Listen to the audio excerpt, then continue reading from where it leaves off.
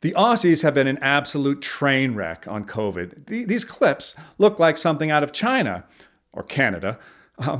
We were actually planning on a trip to Australia, but since they appear to be pulling a Disney and joining the growing list of places I will never go again, we canceled it. But recently, credit where credit is due, they've been exactly right on China.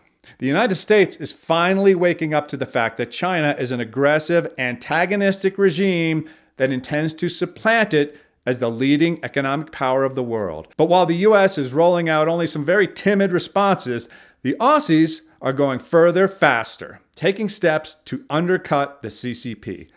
Go Australia! As I've said elsewhere on this channel, the Chinese are in deep trouble.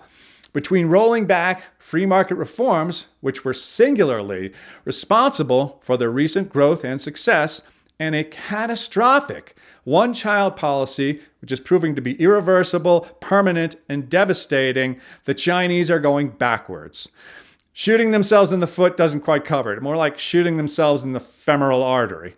Far from bolstering their position to become economically dominant, the Chinese have started to undermine it. At the same time, as their economy has started to falter, the Chinese have, like all bullies, been taking an increasingly aggressive posture toward many of their geographical neighbors. Just in recent years, they've tried to pressure Australia's leaders into dropping any investigations into the true cause of the coronavirus pandemic, to install a 5G network in conjunction with famous intellectual property thief Huawei, to withdraw political support for Taiwan and Hong Kong, and this is a good one, improve China's media coverage in Australia. They just don't get it. In any case, Australia is standing up for itself in a big way. The famously non-nuclear Australia recently entered into a contract to buy nuclear submarines that use technology from the United States. Now, thanks to nuclear propulsion instead of conventional engines, these subs can go for long stretches of time without surfacing and becoming an easy target for a warship, for example. This is far superior technology to the old propulsion systems. Now, one of my videos would hardly be complete without a jab at the French, so I feel obligated to point out that this contract using US technology was signed at the expense of the French, who had previously agreed to provide old-style subs to the Australians. I don't think anybody questioned the fact that the Aussies were getting a superior product. It's just that, you see, the feelings of the French were hurt. The Aussies are waking up, and the purchase of this new equipment will have a substantial impact on their ability to defend themselves in the Pacific region. But perhaps the best part of this story, even better than the French throwing a tantrum, is the suggestion by Australian Strategic Policy Institute head Peter Jennings that the first Australian nuclear submarine be named the Xi Jinping, in honor of the Chinese premier's instrumental role in forcing the Australians into this contract.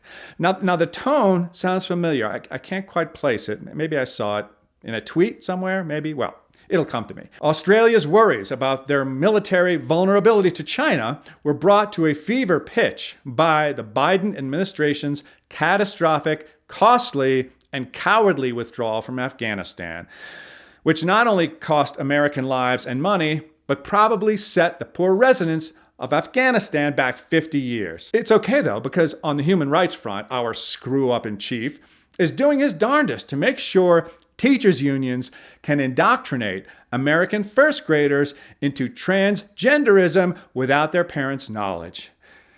And I'm laughing at the French. Anyway, in addition to directly shoring up its military capabilities, Australia is forming new or improved alliances with other countries that could be vulnerable to Chinese aggression. They are very wisely realizing that at the moment, they can't count on the commitment of the United States as they once could. But they realize that with any luck, this will change soon.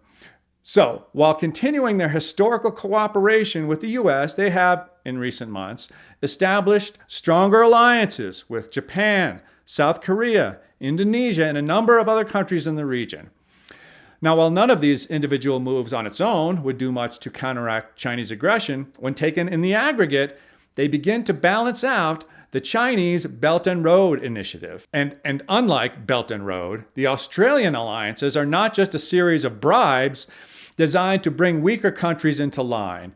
You see, the thing about bribes is when you stop paying them, they stop working.